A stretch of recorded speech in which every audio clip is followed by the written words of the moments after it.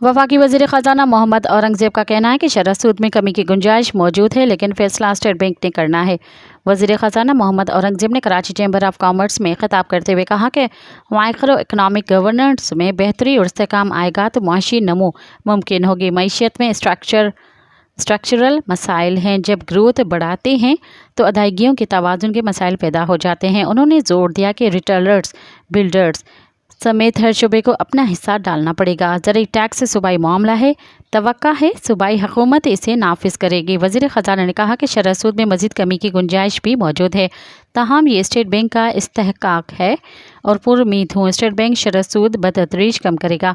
उन्होंने बताया कि मैं अभी बैंकों के साथ बात करके आया हूँ और गुजारिश की है कि डायरेक्टेड लेंडिंग की तरफ नहीं जाना, किसी का घर या गाड़ियाँ गिरवी नहीं रखना। बैंकों को इजाज़त दी गई है, अब खुर्दनी ऑयल मंगवा लें या कुछ और चीज़ मंगवा लें। बैंकों को काश्तकारों, छोटे कारोबारों के लिए कर्ज देने का कहा है।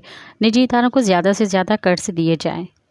मज़ीद ख़बरन ऐं तफ़सीलात लाइ विज़िट कयो असांजी वेबसाइट www.awamiNewsHD.com ऐं ॾिसंदा रहो अवामी न्यूज़ HD।